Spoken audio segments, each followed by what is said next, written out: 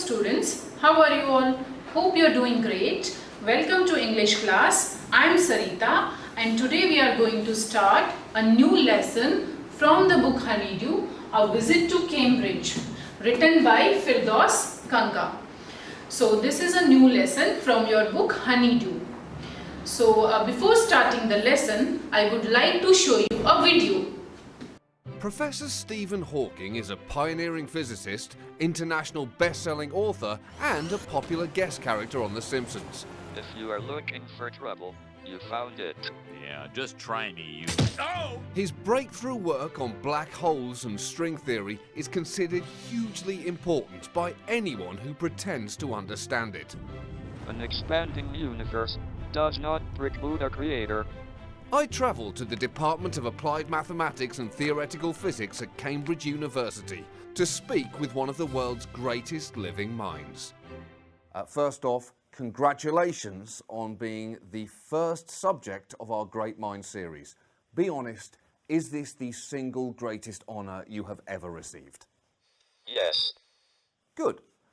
It's a little hard to read your tone of voice. When you say that, are you being sarcastic? Yes. I thought so. If there is one thing you want people to understand about your work, bearing in mind that most people will never understand anything about your work, what would that thing be? Imaginary time. People think it's something you have in dreams, or when you're up against a deadline. But it's a well-defined concept. Imaginary time is like another direction in space.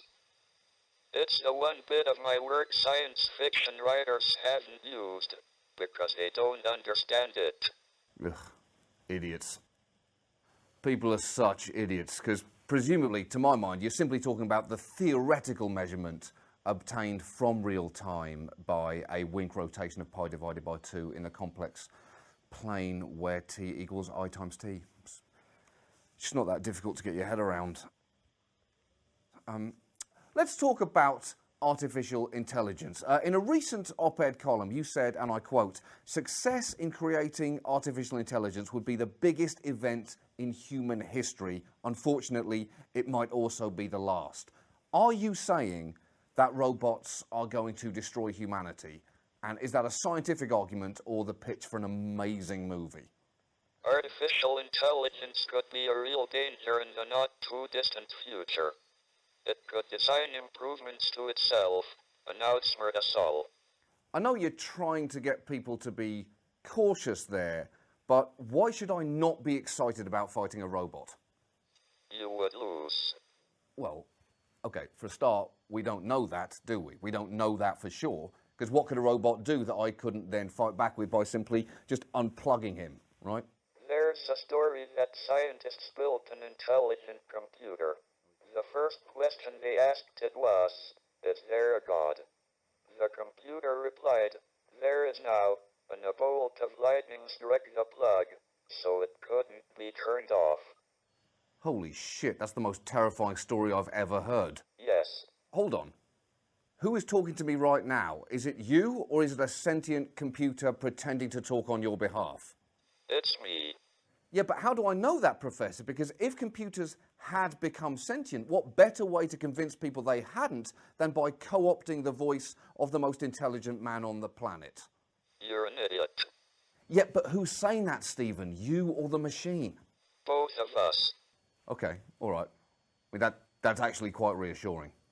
Okay, in 2006, you said, "In a world that's in chaos politically, socially, and environmentally, how can the human race sustain another 100 years? A month later, you said, "I don't know the answer. That's why I asked the question, to get people to think about it and to be aware of the dangers we now face."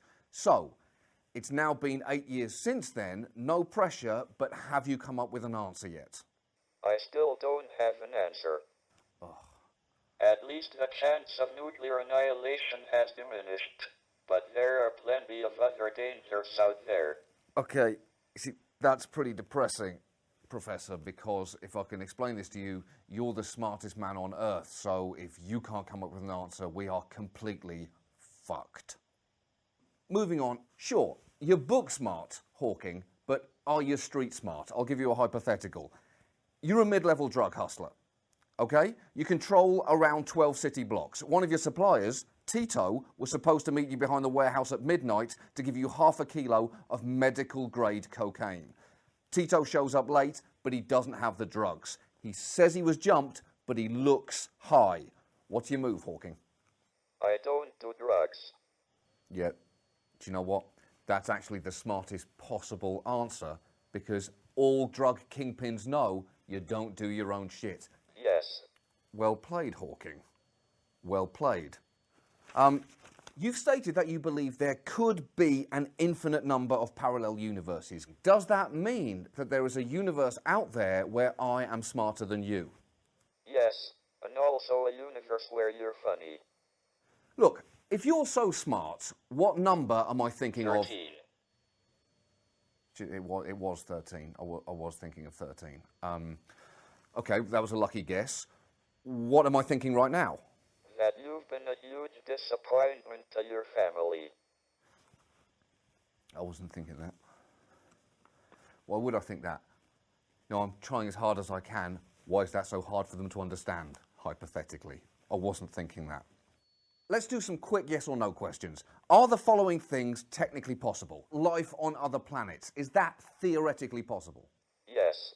Okay, what about a Schwarzschild wormhole? Yes. Okay, what about this? Me going on a date with Charlize Theron? No. What, not at all? In no universe? No. In none of the infinite universes does that happen? No. It's completely beyond the bounds of scientific possibility, is what you're saying? Yes. Quick follow-up question. In any of those potential universes, am I the one rejecting her and that's why it doesn't work out? No. You do realize that typing a response is difficult for me, correct? Okay, sure, yeah. It's just I'm trying to play this out because I'm just trying to see if there was any hypothetical hope. No. It doesn't matter. But never say never. Okay, if time travel were possible, would you want to go back in time and refuse to do this interview? Yes. You truly are an incredibly smart man. Stephen Hawking, thank you so much for your time. As you have seen in the video, today we are going to talk about one of the greatest scientists of the world, Stephen Hawking. So today we will discuss about Stephen Hawking in this chapter. Stephen Hawking was born on 8th January 1942 after 300 years of the death of Galileo.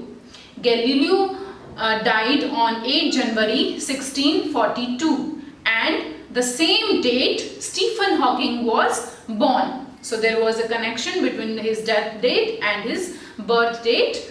So Stephen Hawking suffers from a form of paralysis that confines him to a wheelchair and allows him to speak only by punching buttons on a computer.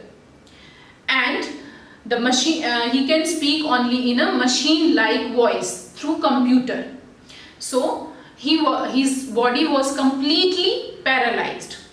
So this story is a meeting. This story is about a meeting between two extraordinary people.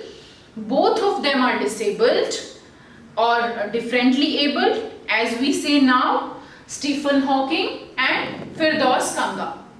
Firdaus Kanga also moves around in a wheelchair like Stephen Hawking.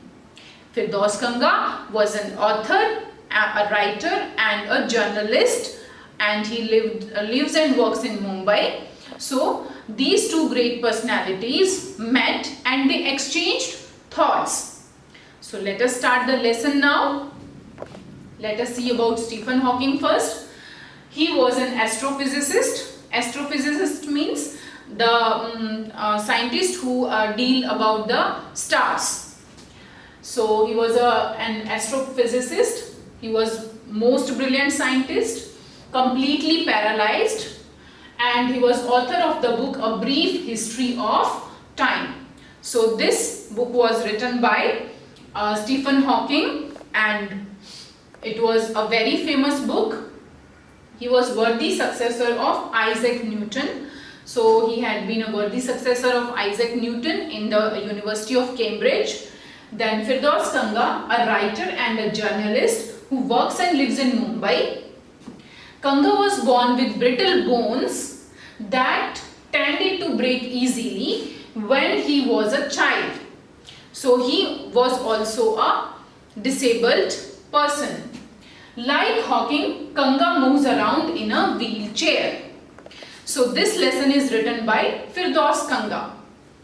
Firdaus Kanga started the lesson by telling that at one point of time in his life, for him, England only meant Cambridge and nothing more.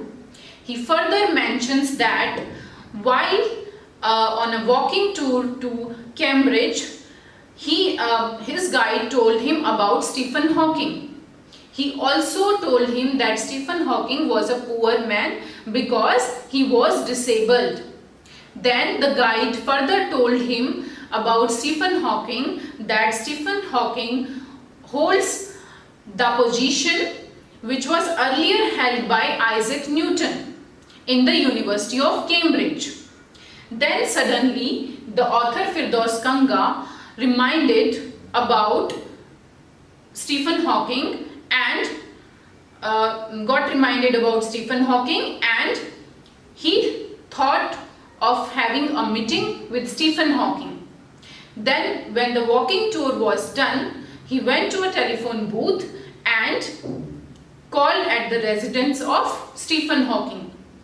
Stephen Hawking's assistant answered the call, and author Firdaus Kanga introduced himself as someone who came all the way from India to write about his traveling experience in Britain. And he wanted to see Mr. Hawking, even if it meant for only 10 minutes. But the assistant gave him a 30-minute slot from 3:30 to 4 for the next day. The next day, Firdaus Kanga was there in the house of Stephen Hawking.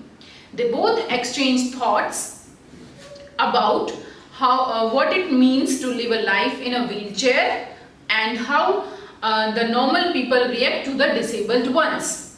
So they started chatting, they started talking to each other. So first, Firdaus Kanga has started. Growing up disabled, you get fed up with people asking you to be brave. The only thing that makes you stronger is seeing somebody like you achieving something huge. So Firdaus Kanga wanted to share his views with Stephen Hawking because he was also disabled.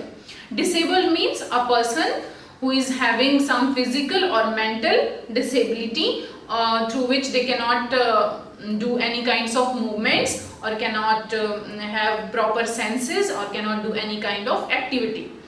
तो जो फिरदौस कंगा है और जो Stephen Hawking है, they both moves around in wheelchair. वो wheelchair पे ही रहते हैं and so they have common thinking. तो जो फिरदौस कंगा होते हैं, उन्होंने कहा कि लोग ज़्यादातर आके उनसे ब्रेव होने की रिक्वेस्ट करते हैं. तो जब भी कोई आता है और उनसे मिलता है तो वो यही कहता है, सेम चीज़ रिपीट करते हैं कि you should be brave. So same thing he was telling to Stephen Hawking. लेकिन उन्हें स्ट्रेंथ कब मिलती है? जब वो अपने जैसे किसी व्यक्ति को देखते हैं, जैसे कि फिरदौस कंगा स्टीफन हॉकिंग की तरफ देखते हैं और जिन्होंने बहुत कुछ ह्यूज अचीव किया है. So that time they feel stronger. So instead of people telling many times that you should be brave, you should be strong, but they did not feel in that way. So now Stephen Hawking answered that I haven't been brave, I have had no choice. तो Stephen Hawking ने बोला कि वो कभी भी brave नहीं रहे क्योंकि उनके पास कोई चॉइस ही नहीं थी. उनकी पूरी बॉडी पैरालाइज थी, उनकी सिर्फ फिंगर्स मूव कर सकती थी और उन फिंगर्स के थ्रू वो कंप्यूटर पर टैप करके, बटन्स को टैप करके he was able to speak. Okay, so he told him that he had no choice, so he hadn't been brave. Firdaus Kanga further asked him, a lot of people seem to think that disabled people are chronically unhappy. Are you often laughing inside?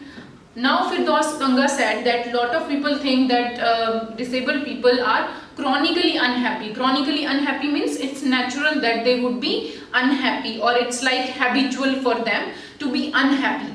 So he just exchanged his views with Stephen Hawking, but Stephen Hawking answered that he found it amusing when people patronize him. Patronize means जब लोग उनके ऊपर दया दिखाते हैं, दया करते हैं, they feel pity on him. That time Stephen Hawking found it amusing. मतलब उन्हें काफी amusing लगती है ये चीज, because he had achieved a lot being disabled, and he had achieved more than the normal people. So always he found it amusing when somebody comes and asks him or feel patronized about him. So then further Firdaus Ganga asked him that if he found it annoying when somebody like Firdaus Ganga comes and disturbs him. Stephen Hawking replied affirmatively and he smiled. He said that yes, he get disturbed by people when they come and ask questions from him, or when they come and meet him. So frankly he spoke.